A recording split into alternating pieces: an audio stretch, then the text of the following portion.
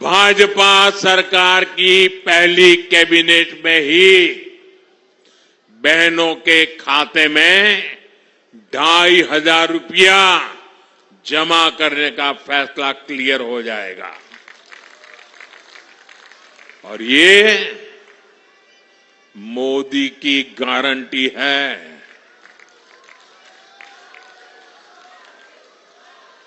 जो बहनें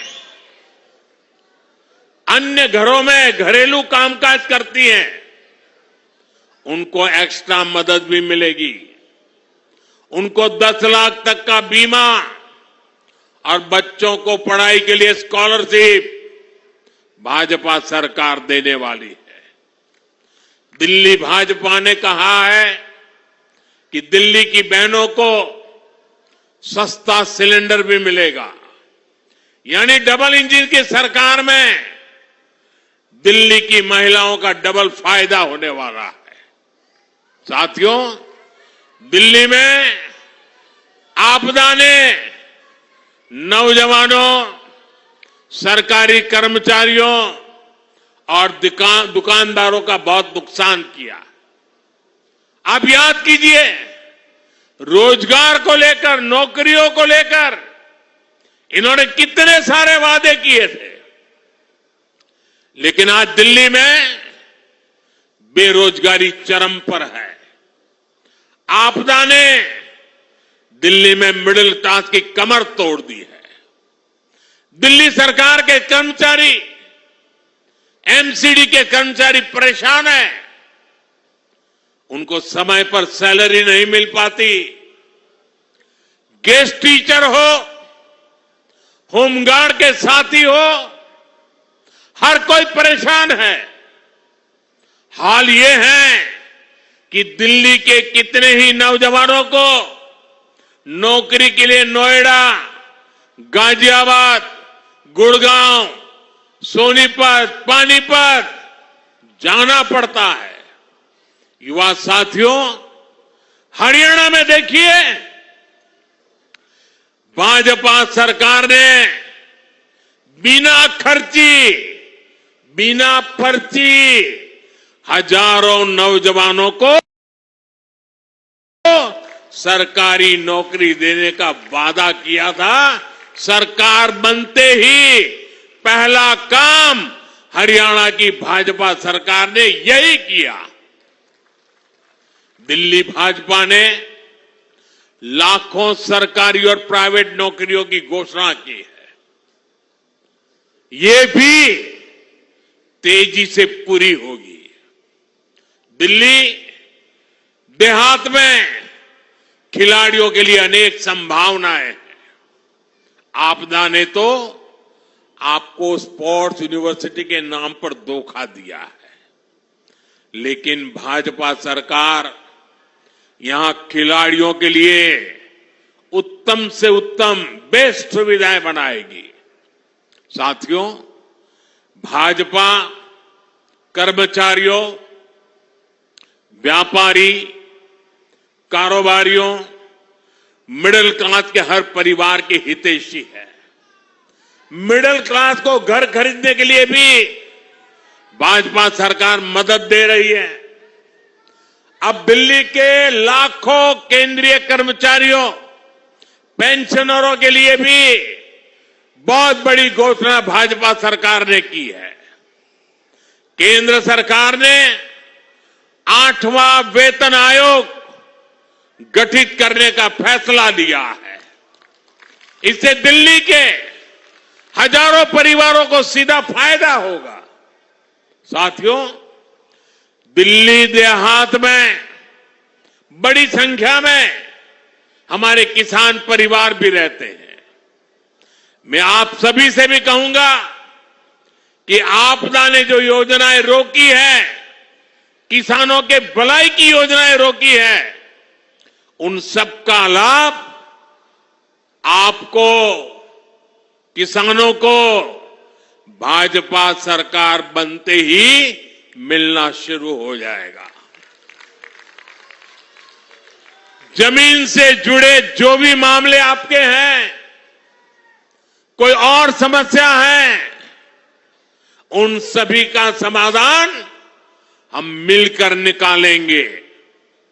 साथियों, कांग्रेस और आपदा दोनों अहंकार की पराकाष्ठा के प्रतीक है। ये आपदा वाले खुद को दिल्ली का मालिक बताते हैं, बहनों को कहते हैं कि वो उसका रक्षा कवच है। मोदी कहता है बहनें मेरे रक्षा कवच है। ये फर्क है। और जैसे खुद को दिल्ली का मालिक कहते हैं, एक कांग्रेस वाले खुद को देश का मालिक समझते हैं। कांग्रेस के शाही परिवार का अहंकार आज देश ने फिर देखा है। आज हमारे सम्मानीय राष्ट्रपति द्रौपदी मुर्मू जी ने संसद को संबोधित किया। उन्होंने देशवासियों की उपलब्धियों के बारे में बताया, विकसित भारत के विजन के बारे में बताया। और हम सब समझे द्रौपदी मुर्मू जी उड़ीसा के जंगलों में आदिवासी परिवार से निकल करके यहां पहुंची है। उनकी मातृभाषा हिंदी नहीं है, वो उड़िया भाषा में पली बड़ी है।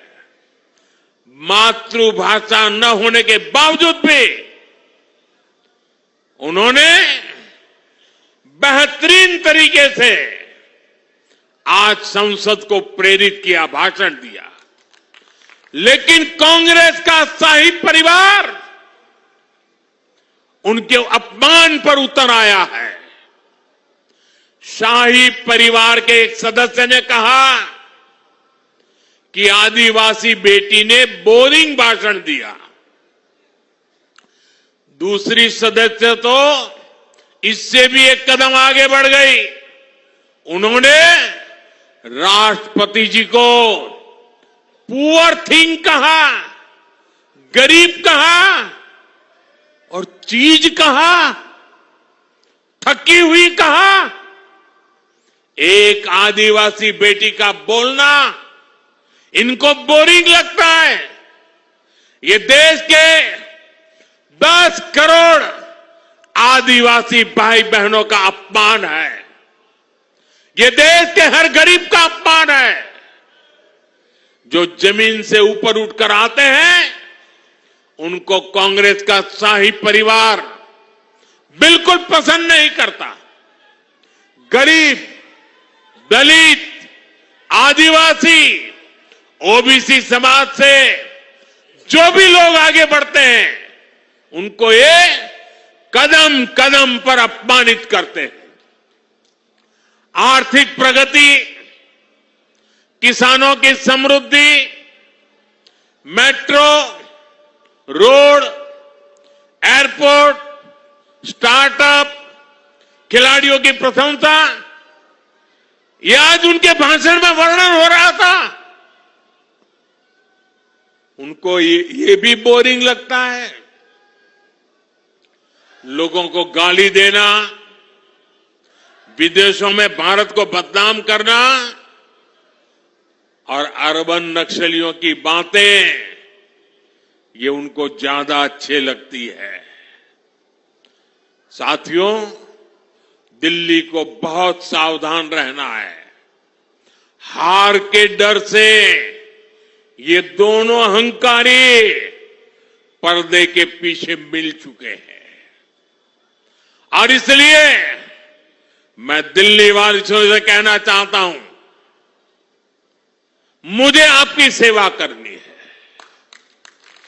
मैं आपके लिए समय देना चाहता हूं। और मैं आपसे सिर्फ इतना ही मांगता हूं कि 5 तारीख को घर से निकल के भारी संख्या में पोलिंग बूथ पर जाइए। गाजे बाजे के साथ जाइए।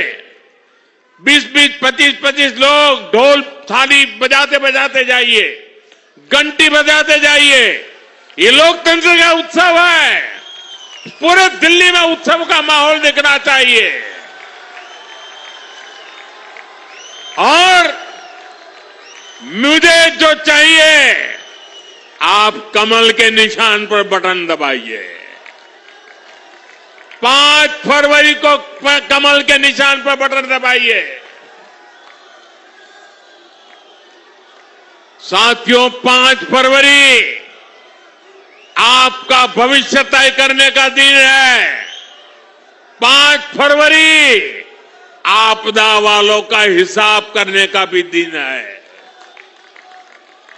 साथियों, दिल्ली को दुनिया का सबसे शानदार शहर बनाने के लिए आपको वोट जरूर डालना है।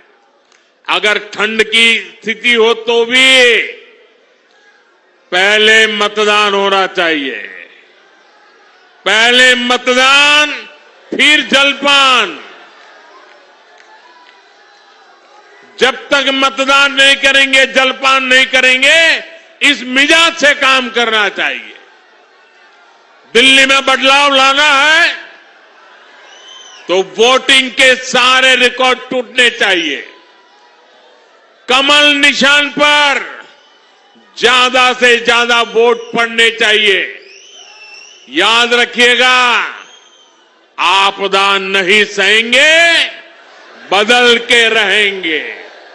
आपदा नहीं सहेंगे, आपदा नहीं सहेंगे, आपदा नहीं सहेंगे।